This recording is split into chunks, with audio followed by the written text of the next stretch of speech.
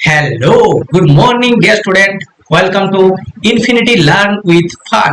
তো আমার এই ছোট্ট ইউটিউব চ্যানেলে তোমাদের প্রত্যেককে স্বাগত। আমি পিনাকি স্যার চলে এসেছি তোমাদের ক্লাস 10 এর ভৌত বিজ্ঞানের একেবারে প্রথম চ্যাপ্টার, যেটা হচ্ছে পরিবেশের জন্য ভাবনা। এই চ্যাপ্টারের গুরুত্বপূর্ণ সাজেশন সেট নিয়ে দেখতে থাকো প্রথম থেকে শেষ পর্যন্ত। আর চ্যানেলে নতুন হয়ে থাকলে অবশ্যই চ্যানেলটিকে সাবস্ক্রাইব করে পাশে থাকুন। তো এই পরিবেশের জন্য ভাবনা চ্যাপ্টার থেকে তোমাদের তিনটে টাইপের কোশ্চেন আসবে। একটা হচ্ছে এমসিকিউ, একটা হচ্ছে এসএকিউ। এসএকিউটা আবার তিনটে ভাবে আসতে পারে, যেটা হচ্ছে হয় আসতে পারে এক নম্বরের কোশ্চেন হিসাবে, না হলে শূন্যস্থান পূরণ হিসাবে, না হলে আবার আসতে পারে ট্রু ফলস হিসাবে। ঠিক আছে, তো এই দুটো টাইপের কোশ্চেন হলো। আরেকটা হচ্ছে তোমাদের 2 মার্কসের কোশ্চেন থাকবে। টোটাল তিনটে টাইপের কোশ্চেন এখানে কিন্তু থাকবে। ঠিক আছে, আর এই তিনটে টাইপের কোশ্চেনের টোটাল 5 মার্কস থাকবে এই চ্যাপ্টার থেকে। তো টোটাল তিনটে টাইপের কোশ্চেন থেকে আমি তিনটে সাজেশন সেট বানাচ্ছি। ফার্স্ট যে সাজেশন সেট হবে সেটা পুরোপুরি এমসিকিউ নিয়ে, সেকেন্ড যে সাজেশন সেট হবে সেটা হচ্ছে এসএকিউ নিয়ে, এবং থার্ড যে সাজেশন সেটটা হবে সেটা হচ্ছে 2 মার্কসের কোশ্চেন নিয়ে। ঠিক আছে, তো আজ আমরা ফার্স্ট সাজেশন সেট এখানে পুরোপুরি এমসিকিউ নিয়ে ডিটেলসে ডিসকাস করব। দেখতে থাকো প্রথম থেকে শেষ পর্যন্ত। এমসিকিউ সেট হিসেবে যেটা সবার প্রথমে আমি চুজ করেছি সেটা হচ্ছে তোমাদের প্রশ্ন বিচিত্রা। তাই প্রশ্ন বিচিত্রার সমস্ত চ্যাপ্টার মধ্যে প্রশ্ন বিচিত্রা থেকে যা কিছু কোশ্চেন আছে প্রত্যেকটা কোশ্চেন ডিটেলসে তার অ্যান্সার নিয়ে আমি ডিটেলসে ডিসকাস করব। আর তারপরে আমি কিন্তু নিজের মতো করে যে সাজেশন সেট বানিয়েছি সেটা নিয়ে ডিসকাস করব। আর সব মিলিয়ে টোটাল যতগুলো ভিডিও হবে সবগুলো তোমরা যদি প্রথম থেকে শেষ পর্যন্ত দেখতে থাকো, আশা করছি এখান থেকে তোমরা 100 মার্কস কিন্তু কমন পাবে। ঠিক আছে, চলো দেখা যাক আজকের প্রথম কোশ্চেন কি আছে। দেখো তো দেখো ফার্স্ট কোশ্চেন কি আছে। প্রদত্ত কোন গ্যাসটি ওজোন স্তরে ওজোন ক্ষয়ে সহায়তা করে? অপশন হচ্ছে A carbon dioxide, B argon, C CFC, নাকি ডি হচ্ছে হিলিয়াম। তো দেখো এখানে সঠিক অ্যান্সার হবে option C. Option C is the correct answer. CFC এটা হচ্ছে ওজোন স্তরের ক্ষয়ের জন্য প্রধান দায়ী গ্যাস। ঠিক আছে, দ্বিতীয় কোশ্চেন কি দিয়েছে অথবা দিয়ে দিয়েছে ওজোন স্তর ধ্বংসে অনুঘটকের কাজ করে, একই কোশ্চেন দিয়েছে। এটাও হবে কি না, অপশন সি হচ্ছে এখানে কারেক্ট অ্যান্সার হবে। ঠিক আছে, option C is the correct answer, CFC. ঠিক আছে, চলে আসো সেকেন্ড কোশ্চেন কি বলছে। দেখো গ্রিন হাউস গ্যাস হিসেবে পৃথিবীর উষ্ণতা বৃদ্ধির জন্য কোন গ্যাসটির অবদান সবচেয়ে বেশি? আচ্ছা, কি কি দিয়েছে দেখো, nitrogen dioxide, methane, carbon dioxide, জলীয় বাষ্প। আচ্ছা, তো এখানে একটা জিনিস তোমাদের মনে রাখতে হবে, প্রত্যেকটা গ্যাসেই কিন্তু গ্রিন হাউস গ্যাস। তাহলে এখান থেকে তোমাদের দুটো কোশ্চেন হয়ে গেলে, কয়েকটা গ্রিন হাউস গ্যাসের নাম যদি তোমাদেরকে লিখতে বলে, 4টা গ্যাসই কিন্তু গ্রিন হাউস গ্যাস। ঠিক আছে, জলীয় বাষ্প একটা গ্রিন হাউস গ্যাসের মধ্যে পড়ছে। তো এখানে সবচেয়ে বেশি অবদান কার বলছে? ঠিক আছে, মানে একটা জিনিস মনে রাখতে হবে যে সবচেয়ে বেশি পরিমাণে হিটকে শোষণ করতে পারবে, অ্যাবজর্ব করতে পারবে, যেটা হচ্ছে এখানে মিথেন। ঠিক আছে, গ্রিন হাউস গ্যাস বলা হচ্ছে কারণ কি পৃথিবীর উষ্ণতা বৃদ্ধির জন্য দায়ী গ্যাস। ঠিক আছে, তো এখানে মিথেন হচ্ছে সবচেয়ে বেশি উষ্ণতা বৃদ্ধির জন্য দায়ী, সবচেয়ে বেশি যেটা সেটা হচ্ছে মিথেন। ঠিক আছে, আচ্ছা মনে রাখবে কার্বন ডাইঅক্সাইডের চেয়ে মিথেনের যে তাপ শোষণ করার ক্ষমতা সেটা হচ্ছে প্রায় 2100 গুণ বেশি। আমি এখানে লিখে দিচ্ছি 2100 গুণ। ঠিক আছে, 2100 গুণ কিন্তু বেশি মিথেনের থেকে বলছি সরি, কার্বন ডাইঅক্সাইড থেকে মিথেনের তাপ শোষণ করার ক্ষমতা হচ্ছে 2100 গুণ বেশি। চলে আসুন নেক্সট কোশ্চেন কি বলছে দেখো, কোশ্চেন নাম্বার 3। প্রদত্ত কোনটি ওজোন স্তরকে ক্ষয় করে না? NO, N2O, কার্বন ডাইঅক্সাইড, নাকি সিএফসি? ওজোন স্তরের ক্ষয় করে না কোনটা? না, option C is the correct answer. এখানে সঠিক অ্যান্সার হবে কার্বন ডাইঅক্সাইড। ঠিক আছে, carbon dioxide is the correct answer. চলে এসো নেক্সট কোশ্চেন কি বলছে দেখো, সৌর বিকিরণের যে রশ্মি, কোশ্চেন নাম্বার 4, সৌর বিকিরণের যে রশ্মি গ্রিন হাউস এফেক্টের জন্য দায়ী তা হলো এক্স রশ্মি, অবলোহিত রশ্মি, অতিবেগুনি রশ্মি, নাকি গামা রশ্মি? সৌর বিকিরণের যে রশ্মি গ্রিন হাউস এফেক্টের জন্য দায়ী, মনে রাখবে এক্স রশ্মি, অতিবেগুনি রশ্মি এবং গামা রশ্মি এগুলো কোনোটাই কিন্তু গ্রিন হাউস এফেক্টের জন্য দায়ী নয়। ইউভি রে যদিও দায়ী বটে, কিন্তু ইউভি রে পরিমাণ আমাদের যেহেতু ওজোন স্তর আছে 15 থেকে 35 কিমি উচ্চতায় ভূপৃষ্ঠের সাপেক্ষে, তাই সে ওজোন গ্যাস যেহেতু ইউভি রে কে প্রোটেক্ট করছে, আসতে বাধা দিচ্ছে পৃথিবীতে, তাই ওজোন গ্যাস থাকার জন্য ইউভি রে পৃথিবীতে খুব একটা বেশি পরিমাণে আসছে না, তাই এখানে বেশি দায়ী যেটা সেটা হচ্ছে তোমার গ্রিন হাউস এফেক্টের জন্য সবচেয়ে বেশি দায়ী হচ্ছে অবলোহিত রশ্মি বা ইনফ্রারেড রে। ঠিক আছে, অপশন বি হচ্ছে এখানে কারেক্ট অ্যান্সার হবে। চলে এসো নেক্সট কোশ্চেন, কি বলছে দেখো, প্রদত্ত কোনটি গ্রিন হাউস গ্যাস নয়? মিথেন, জলীয় বাষ্প, কার্বন ডাইঅক্সাইড নাকি অক্সিজেন? অবভিয়াসলি অক্সিজেন হচ্ছে এখানে গ্রিন হাউস গ্যাস নয়। অথবা দিয়ে একই কোশ্চেন দিয়েছে, এটাও কিন্তু অক্সিজেন যদি আসে অক্সিজেন হবে। হ্যাঁ, অপশন ডি হচ্ছে এটা কারেক্ট অ্যান্সার। ঠিক আছে, চলে এসো নেক্সট কোশ্চেন, কি বলছে দেখো, বায়ুমণ্ডলের কোন স্তরটির ঘনত্ব সবচেয়ে বেশি? বায়ুমণ্ডলের সবচেয়ে বেশি ঘনত্বের স্তর হচ্ছে, অপশন এ দিয়ে আছে troposphere, option B stratosphere, option C mesosphere নাকি থার্মোস্ফিয়ার। মনে হতে পারে মেসোস্ফিয়ার, থার্মোস্ফিয়ার এগুলোকে বায়ুমণ্ডলের বেশি ঘনত্বের স্তর, কিন্তু সব থেকে বেশি ঘনত্বের স্তর হচ্ছে ট্রোপোস্ফিয়ার স্তর, কারণ এই স্তরে মেঘ, ঝড়, জল, বৃষ্টি যা কিছু হয় সব এই স্তরে আছে, এই স্তরের ঘনত্ব সব থেকে বেশি। ঠিক আছে, তো তাই সঠিক অ্যান্সার হবে অপশন এ ট্রোপোস্ফিয়ার। চলে এসো নেক্সট কোশ্চেন, কোশ্চেন নাম্বার 7, কি বলছে দেখো, অতিবেগুনি রশ্মির ক্রিয়ায় সিএফসি থেকে উৎপন্ন হয় কোনটি? সক্রিয় কার্বন পরমাণু, সক্রিয় ক্লোরিন পরমাণু, সক্রিয় ফ্লোরিন পরমাণু নাকি সক্রিয় হাইড্রোজেন পরমাণু? প্রত্যেকটা কোশ্চেনে কিন্তু তোমাদের ভীষণ ভীষণ ইম্পর্টেন্ট কোশ্চেন। দেখো এখানে সঠিক অ্যান্সার হবে option B, option B is the correct answer. অতিবেগুনি রশ্মির ক্রিয়ায় সিএফসি থেকে উৎপন্ন হয় সক্রিয় ক্লোরিন পরমাণু। ঠিক আছে, চলে এসো নেক্সট কোশ্চেন, কোশ্চেন নাম্বার 8, কি বলছে দেখো, বায়ুমণ্ডলের ozone gas stratosphere, mesosphere, ionosphere নাকি ট্রোপোস্ফিয়ার স্তরে ঘনীভূত অবস্থায় থাকে? তো এখানে বায়ুমণ্ডলের ওজোন গ্যাস কিন্তু থাকে যেটাতে সবচেয়ে বেশি, যেটা হচ্ছে স্ট্র্যাটোস্ফিয়ার স্তরে। ঠিক আছে, ভূপৃষ্ঠ থেকে 15 থেকে, মনে রাখবে 15 থেকে 35 কিমি উচ্চতায় বায়ুমণ্ডলের ওজোন গ্যাস আছে। ঠিক আছে, 15 থেকে 35 কিমি উচ্চতায় ভূপৃষ্ঠের সাপেক্ষে 15 থেকে 35 কিমি উচ্চতায় বায়ুমণ্ডলের ওজোন গ্যাস আছে, এবং 20 কিমি উচ্চতায় ভূপৃষ্ঠের সাপেক্ষে হচ্ছে 20 কিমি উচ্চতায় ওজোন গ্যাসের ঘনত্ব সবচেয়ে বেশি। ওজোন গ্যাসের ঘনত্ব পরিমাপ করা হয় ডবসন ইউনিট দিয়ে। ঠিক আছে, ডি, ক্যাপিটাল ডি দিয়ে ডিনোট করা হয়। চলে এসো নেক্সট কোশ্চেন, কোশ্চেন নাম্বার 9, কি বলছে দেখো, প্রদত্ত কোন গ্যাসটি ভূপৃষ্ঠ থেকে বিকিরিত দীর্ঘ তরঙ্গদৈর্ঘ্য বিশিষ্ট অবলোহিত রশ্মি শোষণ করে? আচ্ছা, অবলোহিত রশ্মিকে শোষণ করছে, ভূপৃষ্ঠ থেকে বিকিরিত অবলোহিত রশ্মিকে শোষণ করছে কোনটি? নাইট্রোজেন, অক্সিজেন, মিথেন নাকি হিলিয়াম?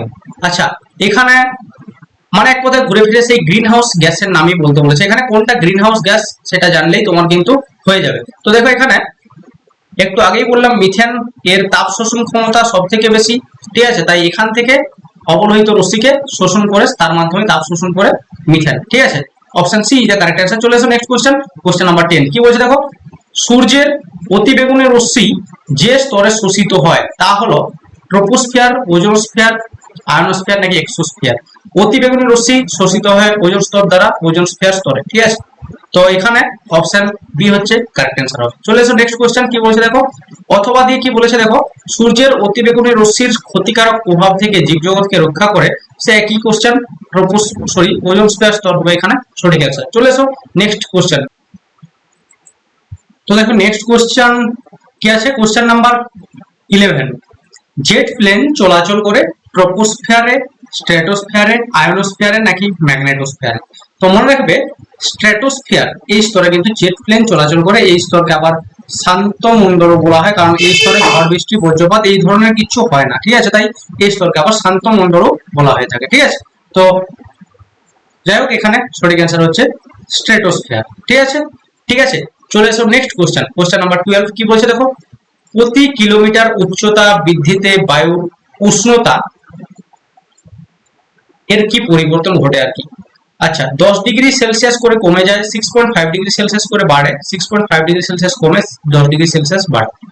আচ্ছা, এখানে যদিও 6.5 ডিগ্রি সেলসিয়াসটাকে আমি অ্যান্সার করব, কিন্তু ব্যাপার হচ্ছে মনে রাখবে এটা কোশ্চেনটা একটু হলেও ভুল আছে। প্রতি কিলোমিটার উচ্চতা বৃদ্ধিতে বায়ুর উষ্ণতা হ্রাস পায়, এটা সব স্তরের জন্য কিন্তু নয়। ঠিক আছে, এটা হচ্ছে শুধুমাত্র ট্রোপোস্ফিয়ার স্তরে এই ঘটনাটা ঘটে থাকে। ঠিক আছে, তাই ট্রোপোস্ফিয়ার স্তর দিয়ে যদি বলতো তাহলে কিন্তু সঠিক অ্যান্সার এটাই হতো। ঠিক আছে, যাই হোক এখানে এটাকেই কিন্তু আমাদের সঠিক অ্যান্সার ধরে নিতে হবে। চলে এসো নেক্সট কোশ্চেন, দেখো কি বলছে,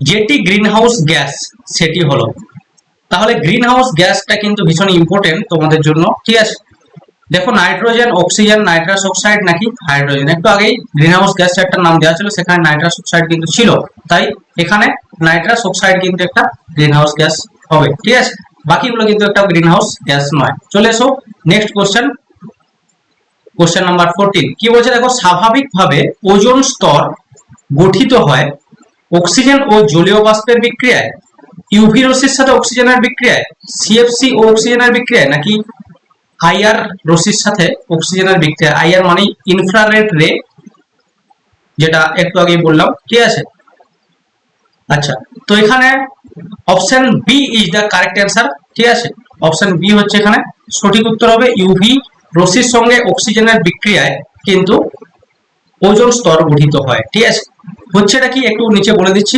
ইউভি রশ্মির সাথে অক্সিজেনের বিক্রিয়া হচ্ছে, এখানে অক্সিজেন দুটো অক্সিজেন পরমাণুতে ভেঙে যাচ্ছে। ঠিক আছে, তো অক্সিজেন পরমাণু কিন্তু স্থায়ী হয়ে থাকে না, তাই অক্সিজেন পরমাণু আবার কি করছে, একটা অক্সিজেন অণুর সাথে বিক্রিয়া করে ওজোন তৈরি করছে। ঠিক আছে, তাহলে ওজোন স্তর গঠনও করছে ইউভি রশ্মি, আবার ওজোন স্তরকে মানে ইউভি রশ্মিকে প্রোটেক্ট করছে, সেটাও কিন্তু ওজোন স্তরে। ঠিক আছে, মানে প্রোটেক্ট করছে বলতে পৃথিবীতে আসতে বাধা দিচ্ছে। ঠিক আছে, যাই হোক এখানে ইউভি রশ্মির সাথে অক্সিজেনের বিক্রিয়ায় কিন্তু ওজোন স্তর গঠিত হয়। ঠিক আছে, option B is the correct answer. চলে এসো নেক্সট কোশ্চেন, কোশ্চেন নাম্বার 15 কি বলছে দেখো, সিএফসি দ্বারা বায়ুমণ্ডলে যে স্তর ক্ষতিগ্রস্ত হয়, অবভিয়াসলি এখানে ওজোন স্তর হবে।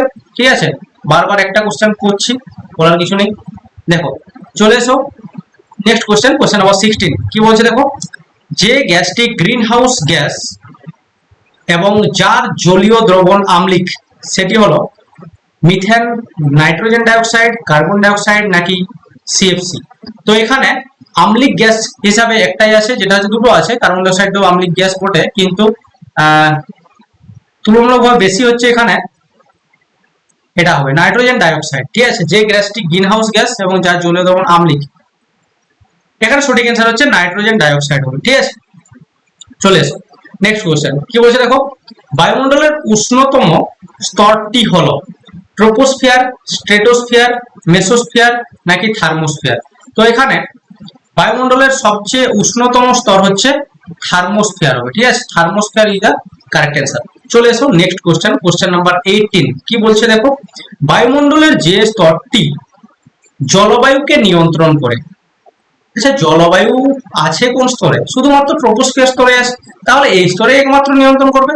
Obviously option A is the correct answer, troposphere স্তর। ঠিক আছে, চলে আসো নেক্সট কোশ্চেন কি বলছে দেখো, সাধারণ অবস্থায় সমুদ্র পৃষ্ঠে আদর্শ গ্যাসের বায়ুর চাপের পরিমাণ, সাধারণ অবস্থায় সমুদ্র পৃষ্ঠে আদর্শ গ্যাসের বায়ুর চাপের পরিমাণ হচ্ছে, মনে রাখবে মিলিবার একক দিয়ে দিয়েছে, মিলিবার এককে হচ্ছে 1013 এত মিলিবার। ঠিক আছে, এটিএম এককে দিলে 1 এটিএম হতো। ঠিক আছে, সেমি এইচজি দিলে 76 semi Hg, 76 semi 76 semi Hg হবে। ঠিক আছে, সেমি এইচজি 76 সেমি পারস্তম্ভের চাপ, অথবা 760 এত মিলিমিটার এইচজি হবে, 760 এমএম এইচজি হবে। ঠিক আছে, যে কোনো একটা করা যেতে পারে, এখানে মিলিবার দিয়ে দিয়েছে, তাহলে 1013 এত মিলিবার। ঠিক আছে, চলে আসুন নেক্সট কোশ্চেন কি বলছে দেখো, দেখো নেক্সট কোশ্চেন কি আছে, কোশ্চেন নাম্বার 20, যে গ্যাসটি ওজোন স্তরের ক্ষতি করে না সেটি হলো nitrogen, nitrous oxide, nitric oxide এবং নাইট্রোজেন ডাইঅক্সাইড। আচ্ছা, তো এখানে চারটা অপশনের মধ্যে সঠিক অ্যান্সার হবে কোনটা, না option A, option A is the correct answer. ঠিক আছে, option A is the correct answer, nitrogen gas. Nitrogen gas কিন্তু ওজোন স্তরের কোনো ক্ষতি করে না। ঠিক আছে, আচ্ছা একটা জিনিস ভাবো যে নাইট্রোজেন গ্যাসের পরিমাণ আমাদের পরিবেশে, নাইট্রোজেন গ্যাসের পরিমাণ কত, 78%, 78.08%। ঠিক আছে, 78.08%। তো নাইট্রোজেন গ্যাস যদি ওজোন স্তরে ক্ষয় করতে শুরু করতো, তাহলে আর ওজোন স্তরের অস্তিত্ব থাকতো না। ঠিক আছে, তো নাইট্রোজেন গ্যাস এখানে সঠিক অ্যান্সার হবে। চলে এসো নেক্সট কোশ্চেন কি বলছে দেখো, ওজোন স্তর ধ্বংসে সিএফসি ছাড়া কোন গ্যাসটির ভূমিকা আছে। এখানে এগুলোর মধ্যে কোন গ্যাসটির ভূমিকা আছে ওজোন গ্যাসের ধ্বংসের জন্য? মিথেন, এটা তো গ্রিন হাউস গ্যাস, ওজোন স্তর ধ্বংস করছে না। কার্বন ডাইঅক্সাইড, হিলিয়াম নাকি নাইট্রোজেন অক্সাইড। তো এখানে নাইট্রোজেন অক্সাইড হবে সঠিক অ্যান্সার। ঠিক আছে, আচ্ছা চলে এসো, বায়ুমণ্ডলের ওজোন স্তর সৃষ্টি হওয়ার কারণ হলো রাসায়নিক বিক্রিয়া, আলোক রাসায়নিক বিক্রিয়া, নিউক্লিয় বিক্রিয়া নাকি তড়িৎ রাসায়নিক বিক্রিয়া? তো এখানে এটা রাসায়নিক বিক্রিয়াও বলা যেতে পারে, আলোক রাসায়নিক বিক্রিয়া বলা যেতে পারে। তো সবচেয়ে বেশি প্রায়োরিটি দেওয়া যেতে পারে আলোক রাসায়নিক বিক্রিয়াকে, কারণ এখানে ইউভি রশ্মি এসেই অক্সিজেনের সাথে বিক্রিয়া করছে, তাহলে আলোক রাসায়নিক বিক্রিয়া এটাই হচ্ছে এখানে সঠিক অ্যান্সার। ঠিক আছে, চলে এসো নেক্সট কোশ্চেন।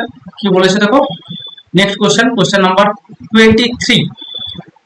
কোশ্চেন নাম্বার 23 কি বলছে দেখো, বায়ুমণ্ডলের শীতলতম স্তরটি হলো ট্রপোস্ফিয়ার, স্ট্রেটোস্ফিয়ার, মেসোস্ফিয়ার নাকি থার্মোস্ফিয়ার?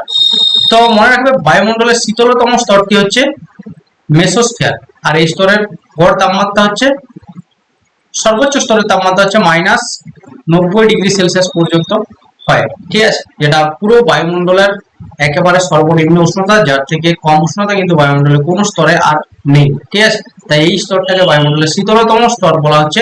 চলে আসো নেক্সট কোশ্চেন। কি বলছে দেখো, শক্তির যথাযথ ব্যবহার, এই চ্যাপ্টারেরই আরেকটা কোশ্চেন, গুরুত্বপূর্ণ কোশ্চেন। দেখো কি বলছে, প্রদত্ত কোনটি জীবাশ্ম জ্বালানি নয়? গোবর গ্যাস, প্রাকৃতিক গ্যাস, কয়লা, পেট্রোলিয়াম? তো এখানে সঠিক অ্যান্সার হবে অপশন এ, অপশন এই দা কারেক্ট অ্যান্সার। ঠিক আছে, গোবর গ্যাস কিন্তু কোনো জীবাশ্ম জ্বালানি নয়, বাকি সবগুলোই কয়লা খনি থেকে পাওয়া যায়, সবগুলোই হচ্ছে জীবাশ্ম জ্বালানি। প্রাকৃতিক গ্যাস এটাও জীবাশ্ম জ্বালানি, কয়লাও জীবাশ্ম জ্বালানি, আর পেট্রোলিয়ামও জীবাশ্ম জ্বালানি। অনুরূপ বিকল্প একটা কোশ্চেন দিয়েছে, একই কোশ্চেন আর করে লাভ নেই। চলে এসো নেক্সট কোশ্চেন, কোশ্চেন নাম্বার 2। কি বলছে দেখো, কোনটির তাপন মূল্য সবচেয়ে বেশি? আচ্ছা, তাপন মূল্য সবচেয়ে বেশি, তাপন মূল্য জানতে গেলে সবার আগে জানতে হবে তাপন মূল্য জিনিসটা কি।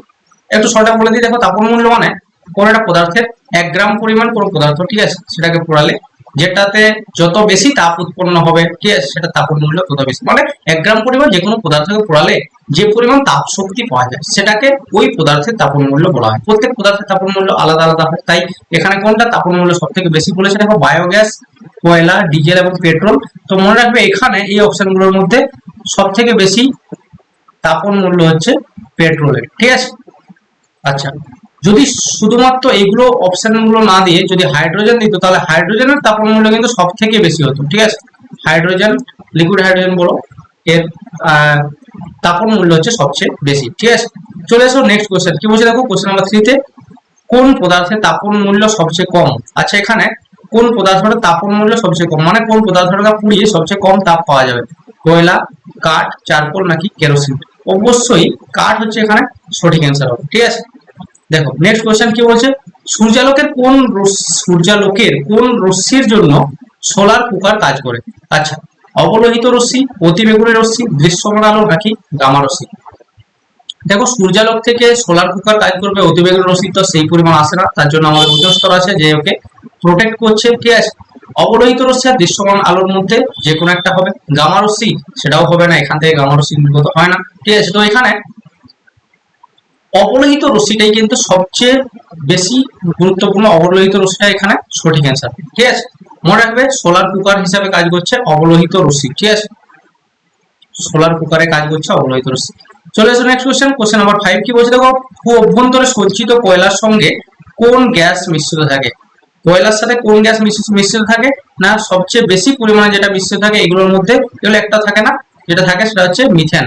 ঠিক আছে, কয়লা খনির যে মিথেন তাকে কি বলা হয়? কোল বেড মিথেন বলা হয়, CBM এর ফুল ফর্ম কি? কোল বেড মিথেন। ঠিক আছে, যেটা কয়লা খনির মিথেন বলা হচ্ছে যেটাকে। ঠিক আছে, তো তাহলে কয়লা খনিতে সবচেয়ে বেশি পরিমাণে যে গ্যাসটা থাকে সেটা হচ্ছে মিথেন গ্যাস।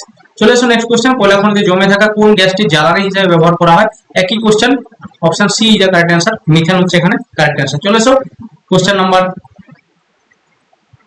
6। কি বলছে দেখো, প্রদত্ত কোনটি জীবাশ্ম জ্বালানি? এখানে কোনটা জীবাশ্ম জ্বালানি? কয়লা, খনিজ তেল, প্রাকৃতিক গ্যাস নাকি সবগুলি? অবশ্যই সবগুলোই হচ্ছে কয়লা খনি থেকে পাওয়া। ঠিক আছে, তাই সবগুলোই হচ্ছে এখানে জীবাশ্ম জ্বালানি। ঠিক আছে, অপশন ডি হচ্ছে এখানে কারেক্ট অ্যান্সার। চলে এসো নেক্সট কোশ্চেন, কোশ্চেন নাম্বার 7। কি বলছে দেখো, বায়োফুয়েলের প্রধান উপাদান হলো?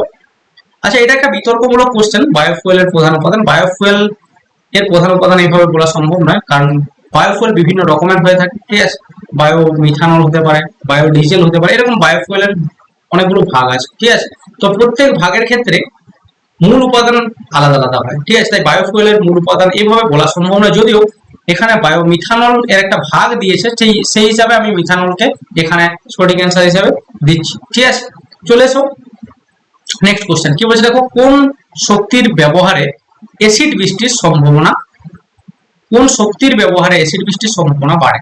জীবাশ্ম জ্বালানি, জোয়ার ভাটার থেকে প্রাপ্ত শক্তি, সৌরশক্তি নাকি বায়ুশক্তি?